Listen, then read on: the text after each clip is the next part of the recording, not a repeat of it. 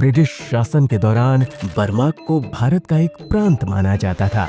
इस दौरान भारत से व्यापार और व्यवसाय के अवसरों की तलाश में काफी संख्या में लोग बर्मा गए।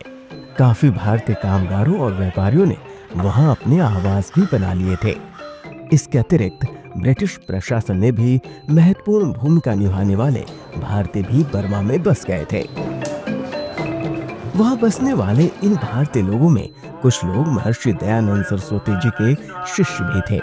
सर्वप्रथम 1897 ईस्वी में बर्मा के मांडले नगर में आर्य समाज की नींव रखी गई थी। मांडले नगर में अब वैदिक धर्म के अनुयायियों एवं महर्षि दयानंद के अनन्य भक्तों का आगमन आरंभ हो गया था। पंडित लेखराम जी, स्वामी श्रद्धानंद जी, महात्मा आनंद स्वामी जी समेत अन्य समकालीन महात्माओं संतों के वैदिक उपदेश जब यहाँ के लोगों के कानों में गूंजे तो शीघ्र ही बर्मा के रंगून, आज के यांगून और मांडले में आर्य समाज मंदिर बन गए। ये सब कार्य वैदिक धर्म प्रेमी लोग बड़े उत्साह और लगन से कर रहे थे। वैदिक ध्वज एक बार फिर ब्रह्म देश की धरती पर लहरा उठा था। एक के बाद एक बर्मा के 22 महानगरों में आर्य समाज स्थापित होने के बाद सन 1934 में आर्य प्रतिनिधि सभा का गठन किया गया।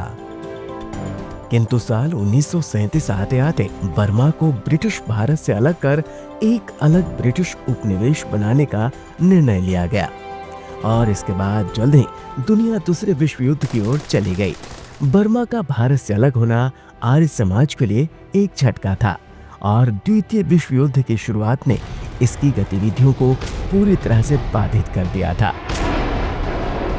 किंतु 14 अप्रैल 1952 को भारत से बर्मा की यात्रा पर आए पंडित गंगा प्रसाद उपाध्याय द्वारा रंगून की आर्य प्रतिनिधि सभा का पुनरुद्धार किया गया। इसके बाद अन्य आर्य समाज प्रचारक बर्मा आए और आर्य समाज को पुनः बल मिला। 1959 में सत्यार्थ प्रकाश का अन्य आर्य समाज साहित्य के साथ बर्मी भाषा में अनुवाद किया गया।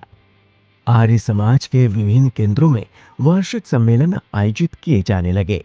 धीरे धीरे वर्ष बढ़ते गए। आर्य समाज दिन दूनी रात चौगुनी प्रगति करने लगा।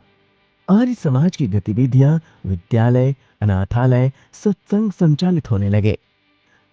प्रत्येक बड़े शहर में जैसे रंगून, मांडले, लाशियो, मीतकीना, मेगोक, जियावाड़ी में स्थापित अनाथालय, स्कूल व सामाजिक संस्थाओं के कार्यों समेत स्त्री समाज की शिक्षा के प्रोत्साहन को लेकर तथा अन्य सामाजिक बुराइयों के खिलाफ आर्य समाज के कार्यों ने लोगों का मन जीत लिया था। लोग अपने साधारण भवनों के साथ जमीन और पैसे समाज के कार्यों के लिए दान स्वरूप भेंट करने लगे थे।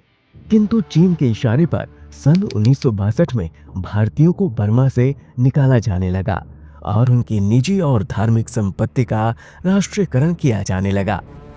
बर्मा में सैनिक शासन के प्रारंभ के साथ वैदिक साहित्य आदि पर रोक लगा दी गई। बौद्ध मत बहुसंख्यक इस प्रदेश में नवीन साहित्य के प्रकाशन, बिक्रे आदि पर रोक लगा दी गई।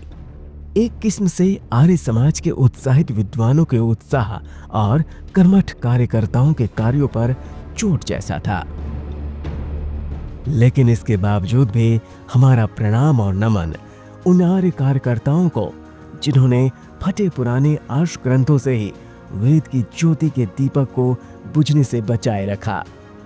जहां शहरी क्षेत्रों की आर्य समाज मंदिर बेहद भव्य बने रहे, वहीं ग्रामीण क्षेत्रों की आर्य समाजें वैदिक ज्ञान की लोलुपता के कारण खस्ता हाल थे।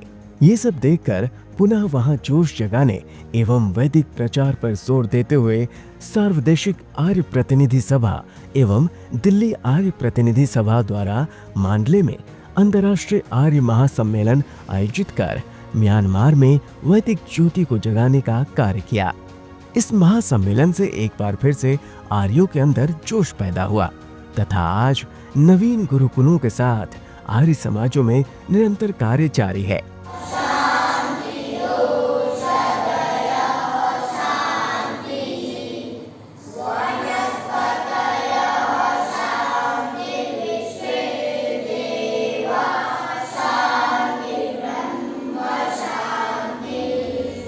आज आर्य समाज सार्ध शताब्दी अंतर्राष्ट्रीय आर्य महासम्मेलन के अवसर पर म्यांमार से पधारे सभी आर्य जनों का स्वागत करते हैं तथा हम बर्मा आर्य समाज की स्थापना से लेकर वर्तमान तक जिन प्रचारकों, विद्वानों, कार्यकर्ताओं और दानदाताओं ने महती भूमिका निभाई है, उन सबको स्मरण करते हैं, नमन करते हैं।